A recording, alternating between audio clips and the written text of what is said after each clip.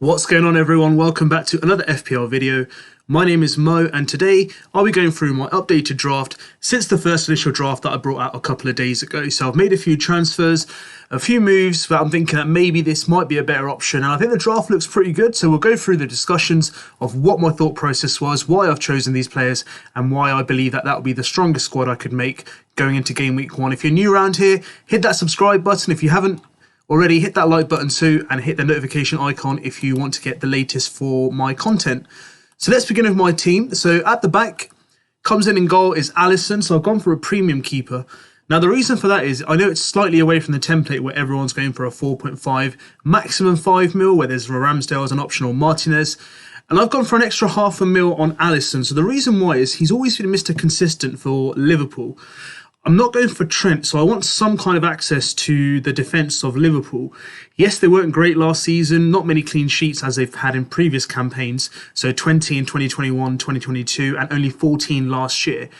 But I believe that he gets plenty of save points, so if I was to put him in the same bracket as Edison, for example, I think Edison, comparison to him, had 46 saves last season, whereas Alisson hit 107. So there's always that likelihood he's going to get some saves. Bonus points, he got 15 as well. So he's always around the 13 to 15 points per season. Pretty much nailed on to start. And Liverpool fixtures, barring the Chelsea game away, I mean, if he gets a clean sheet, great. But he's probably going to get some save points there as well, because it's an away fixture. Bournemouth at home, Newcastle away, Villa, Wolves, West Ham, Spurs, Brighton. So again, a good fixture run there. A few difficult games, but I believe that maybe having Alisson at the back might give me a bit of comfort that I've got access into Liverpool's defence. And one thing I wanted to ensure in my defence generally was I wanted to spread the odds. I'm going to double up potentially on one team, which we'll go through later, but I think Alisson at the back in this draft looks pretty good. And it's something that I wanted to do last season, where I went for the Ramsdale option, or even Edison at some points where they had double ups. But I think Alisson's a safe pick, and I think because they're going to be in multiple competitions, there's probably going to be double game weeks later in the year. And having a backup of Areola at 4 mil, if he's playing regularly as well, will be a good little option to have. But a little half a mil extra I've spent on Alisson, but I think it's a good pick going into this draft. Now, starting at the back, I haven't changed Estupinan, I think that's how we pronounce it, since the last time, because I think, generally as a player last season, he did phenomenally well. Pretty much almost in 52% of managers' drafts at the moment of the 2 mil managers that have registered the game. Alisson's around the 10% mark, so another good differential, if we are looking to keep some differentials in the side as well. Pretty much, nailed on to start on. Good fixture run for Brighton at the start. People are looking to get, Mitoma, maybe even another double up in Ciso or Gross in their squads. But he's pretty nailed on to be playing the kind of role at the kind of, wing back for Brighton. So I think with the first 3 games, Luton, Wolves, West Ham look pretty good. Then Newcastle, Manchester United are going to be tough games, of course. Bournemouth, Villa, Liverpool, Man City. So he's got a mixture of fixtures. There have been thoughts of me taking him out, because I think maybe I could get someone else in, but again, it's just about budgeting. But for now, he's in my squad, and I think he looks like a pretty good pick in regards to the value he provides. Now, the double up I'm going up in defence is going to be the centre-back pairing for Arsenal. Now, it's slightly away from the template, and I'll give you my rationale behind it of why I've done this. So, for example, last season, when Saliba was fit, he was outscoring Gabriel. Now, he got injured near the end of the season, and he's coming back from injury as well, so we're going to see how he's going to be doing. But he was scoring high points at one point, and he got 2 goals and an assist as well, but 14 bonus points out of only 27 games that he started. It's still a phenomenal return. And I think, I want to get triple up on Arsenal, but I just don't feel that I have the funds. And I don't really want to put all my eggs in one basket in terms of the attack. So I want to go for someone, maybe from different teams, just to get the option to see who's playing well. And if I need to cross over, I can. So that's the kind of rationale behind it. In terms of defenders, there's not really much else that's caught my eye. But if I think about it, for 10 million, I'm getting 2 centre-backs that are nailed to play. If you look at any other centre-back pairing who I think have done better and pretty much are nailed on, I can't really think of any. Even Manchester City, yes, we've got John Stones who might play a forward role. You've got Diaz there. We just don't know, who's going to be going in or out. There's Laporte as well. So there's always that kind of worry in the back of your head that who's going to be starting or who's going to be rotated. But I think in terms of Arsenal, we don't really need to discuss Gabriel again. I think fixtures-wise, good first 7 fixtures, I'd say, barring the Manchester United and Spurs game. But overall, it's a safe bet, and I think there's plenty of clean sheets available there. And I think I'm more based on last season, I'm more comfortable knowing that these players will be starting.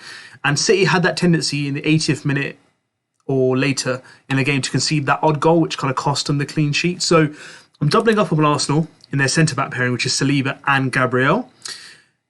The next defender I've got is Nathan Ake. So from my previous draft, I've gone down from Stones to Ake. The reason being simple, it's just a bit more kind of funds available in terms of $500,000. Last season, 92 points, 22 starts, 1 goal. Was pretty focal in terms of the main start. So I think he started getting rotating a bit more during the end of the season, where Pep was keeping him for other competitions such as FA Cup, even the Champions League as well. So again, if you want some kind of way into the Man City kind of defence, if you want to save your $500,000 from John Stones, Nathan Ake I think is probably more of a safe bet. We know Kyle Walker's going, Cancelo's potentially going. They're looking to sign another kind of right back. But I think out of the 3 centre-backs that Man City play, I think Ake's position on the left side is more secured than maybe the other centre-backs that they have in their squad. And fixtures in terms of Man City, don't really want to, go into the start of the season without having much Man City cover. So Burnley, Newcastle, Sheffield, Fulham, West Ham and Forest and Wolves. Great fixtures to start in the first 6. If he gets some run on minutes, it's a good player to have in your squad to get some clean sheet and even some bonus points with an odd return here and there. Whilst we're on Man City, I've chosen to bring in, rather than Mbembo from my last draft, I've got Phil Foden in. Owned by 12% of managers, so quite a differential from the template. Now, he's a high ceiling player. Now, in FPL terms, high ceiling meaning he could have 1 week where he gets 18 points and then he could have like 4 games where he gets 2 points. Maybe doesn't even start in a few of them. That's the risk you run with a player like Phil Foden. Now, with the fixtures that we've already discussed, I generally believe it's going to be tough not having 2 attackers from Manchester City. A more safer bet, I think, is Jack Grealish, and I think he started getting more rotated, just like Ake, from the best starting 11 at the end of the season, where they kind of knew they'd won the league and they wanted to save their players for Champions League fixtures or FA Cup. So I think there's a bit more rotation then. But with Phil Foden, with those fixtures there, with Haaland obviously going to be leading the line, Man City score the most goals in the league. That's pretty much nailed on. So you want some kind of access to their front line. You could go Grealish. He's pretty much got that left-sided covered. But if you look at it from a likelihood of him starting for Phil Foden, I think that what we need to remember is, Gundogan's gone. De Bruyne is injured potentially for the first few games of the season. So could he get a more kind of like a number 8 or even further role? And then you got Mahrez, the news about him going and leaving the club of Man City as well. Again, if he leaves and there's no replacement, there's going to be Kovacic in there, Rodri at the back, holding the defensive midfielder role. So Phil Foden automatically will get like a position higher up the pitch. So how it could line up, it could be Grealish on one side, Foden on the other, and Haaland up front. We just don't know at the moment, or he might get the role for Kevin De Bruyne, which is slightly behind Haaland in the number 8. So there's still a lot of speculation of how many minutes Phil Foden will get. But one thing is sure that, averaging 4.4 points per match, he's definitely going to be, someone to consider. And I think, last season he got 1,832 minutes with 22 starts. We were expecting him to get more games last year. But I think this is probably the most likely he's ever going to have in terms of start of a season. He's going to be nailed on to start. If we feel that, he's not getting the minutes to begin with this season, there's plenty of alternatives around the 7.5 million mark. So we've got Maddison from Spurs, can get an idea of if he's getting the minutes. You've got potentially, Mount at 7 mil, Sterling at 7 mil, so you can kind of see what kind of positions they're playing. Or if you want to come further down, Mbembo's back there at 6.5, Mitoma. So we've got plenty of room to play with. Or if you want to upgrade the funds, remove the funds from another player and you can go up to someone like even like a Martinelli at 8 mil. Or even like an Odegaard at 8.5. So the options are there. But for me, Phil Foden, the way I'm seeing it and the why I've removed Mbembo from this draft currently and what my thought process was around it, I think when I started off my original draft, I was a bit more kind of like a safe bet. I wanted players who were starting, guaranteed, a bit more of a safe pick. The thing with Phil Foden is I've had a look very carefully. So Mbembo almost played 3,000 minutes last season. So around 31 games he started. And his returns were 18 returns, so 9 goals and 9 assists. However, Phil Foden in 1,800 minutes had his best season last year with the same number of returns, but 11 goals and 7 assists. 15 bonus points as well. So for me, I think, this season, can he break the 2,500 minutes mark? I think so. If someone said to me right now that Phil Foden will play 2,500 minutes or more, he'd always be in my squad. And I think he's underpriced as well. In my honest opinion, I think he's the most underpriced player. 8 million last year was a perfect price for him, but for 7.5, I'm struggling to, not have him in my squad. And having him Mbembe, and I constantly think, I want Phil Foden, I want Phil Foden. I think what will be more disappointing for me is if I go for the safe bet and leave Phil Foden out of my lineup. If Phil Foden goes big and I'm going to have Mbembe who's getting, kind of like a steady start, I might be more disappointed than if I had him and he doesn't do well, if that makes sense. So I'd rather go for the risk. It's better to take that risk and then kind of like make your moves based on that. But I think generally this season, based on the moves that Man City have had, and Phil Foden has done really well, whether he's playing, in like domestic cups or the Champions League, he's a really good player. Yes, there's a risk of rotation, but again, that's the high ceiling we're going to play with. And I do believe that he'll probably hit that 2,500 minutes mark, and the fixtures were already discussed. Even if he gets, out of the first 9 games, he starts 7, I would say I'll be happy with that, because I know that in those 7, he'll have a really good chance of getting me some good points. The only other downside I have with Pep is obviously the rotation is the first thing, but he always has this tendency to annoy FPL managers. For example, he'll sub off Phil Foden at 56 minutes or 58 minutes. So he might lose out on 2 points. One might be a clean sheet and one might be the 60-minute mark. So it's quite frustrating in that regards. But I think early start of the season, I don't think there'll be much rotation. So Phil Foden comes in, and that is one of the risks that I've taken with this draft. The other 6.5 million player that I always had in my drafts from day one is Eze. So we've discussed it in my previous video.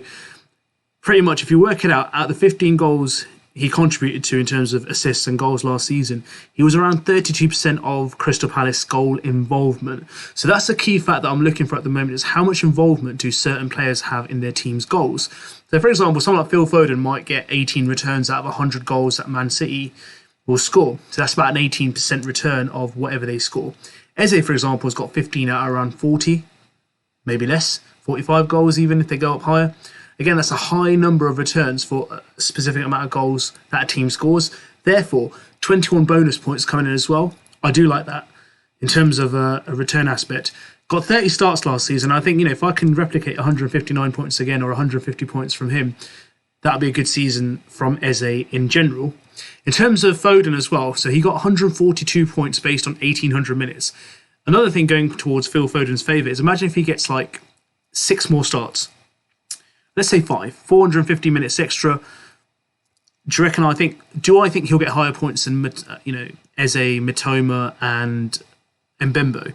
If he gets 25 starts and let's say 28 starts this season, he'll get more points than them. So that's why I think Foden is a better bet to have in terms of a risk-wise. But again, we just can't predict how Pep's going to play it. But Eze is a safe pick for me in midfield. Moving on next is to Mo Salah. So I haven't removed Mo Salah from my draft. His ownership has gone down to less than 26%. Again, not really much to say about an FPL GOAT. 240 points almost last season. He got 32 returns. He's a safe bet. A lot of people are saying, will he have penalties at Liverpool or not? I think he's pretty safe to have those penalties. The only other thing I can think of with Salah is the fact that how strong will he start the season? He usually has a really good start, by the way. So I saw some stats of game week 1 returns, and in the last 5 seasons it's been absolutely insane. So for me personally, Mo Salah stays. I really like the setup of Liverpool this season. I think they're going to come back stronger, and not having the pressure of Champions League will also make it easier for them. I know it might not be easy in terms of playing Europe on a Thursday night to a Sunday, but I still think Salah has potential to deliver, and we've discussed Liverpool fixtures already. He certainly can score in pretty much any game he plays, and Chelsea away, it shouldn't throw people off that Salah's going to get a return or not.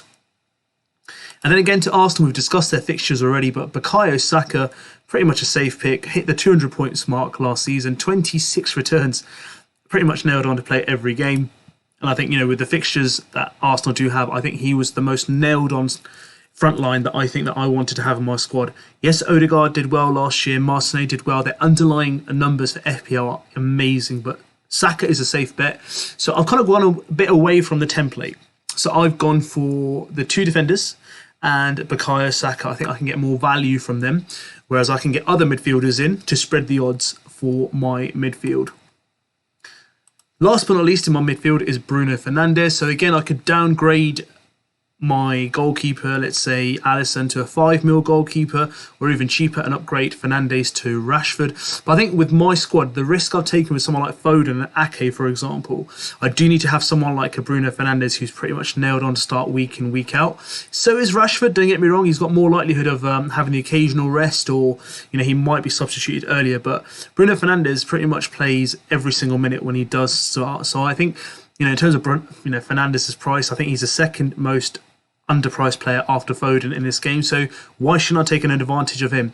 I can kind of get a bit of an understanding of, throughout the season, yes, Rashford might score more. I know Rashford had a fantastic season last year, but what people need to remember, he had 65 points the season before. Now, there's a reason that he was 6.5 mil at the start of last season, but again, I think he's phenomenal. I think he will have a great, I'd say, whole season, but he will have patches where he'll have a purple patch. But I think with Bruno, you got a bit more of like a steady kind of return. So he won't have that high ceiling kind of return, like 6 points on average per match, but he's got 4.8. And personally for me, I think he can score around 200 points this season. If United sign a striker, that's going to make a massive difference. So with Mount coming in, I think that's only going to aid Bruno even more, because Mount does a lot of the kind of like, strong work near the defence. Bruno can push up further and hopefully set up some more returns. And United have a good fixture run. Wolves first game, Forest in the third game, Spurs and Arsenal second and fourth game week is a tough game, but we expect Fernandes to deliver. Brighton, Burnley, Crystal Palace, Brentford and Sheffield away. So a good fixture run for Manchester United, and I've got Bruno Fernandes in my midfield. Up front is Mr. Always Reliable, Erling Haaland. Nearly 86% of managers have him. 45 returns last season, pretty much started every game, barring the odd game where he needed a rest. 40 bonus points, and with City's fixtures that we've already discussed, there's no reason I don't believe that anyone needs to leave him out of his squad. He's a safe captaincy pick for game week 1.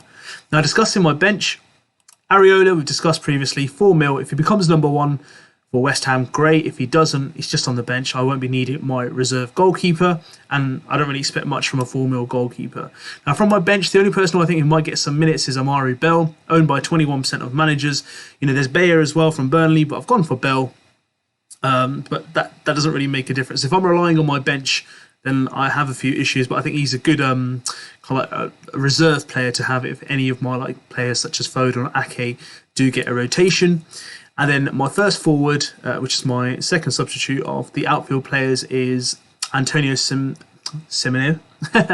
So last season got a few minutes. Again, I'm not really too fussed about my bench, whether they start or not. And McAtee from Luton, he's got 5% ownership. So I didn't really want to go too high in terms of ownership for my bench. Reason being, I know for a fact there's going to be a lot of knee-jerks in the first 2-3 weeks. So a lot of people own Botman at 4.5 mil. Yes, he's a great player, but who are they going to turn to in terms of when they want to free up some funds? For example, remove Botman, bring in a 4 mil defender, which is like Bale or Bayer. So again, his ownership will go down, potentially making a 4.5 million player to a 4.4. So that's the risk with Botman. Will I be wanting to use Botman after the first game? Pretty much not, based on my squad. And then same goes with my other two kind of outfield substitutes as well. So that's what my team looks like, guys. On Fantasy Football Hub, I have got this rated, so it was about 94% game week ratings. I was pretty happy with that, to be fair. And that is my team for game week 1 as it stands. Let me know what your thoughts are, guys. Do you like this draft? Are you looking at players that I've discussed, or are there any players that I haven't discussed? Let me know. If you like the content, thank you so much. Hit that subscribe button. The channel is fast growing as ever. Hit that like button, and I'll see you soon with some more content very soon. Till then, take care.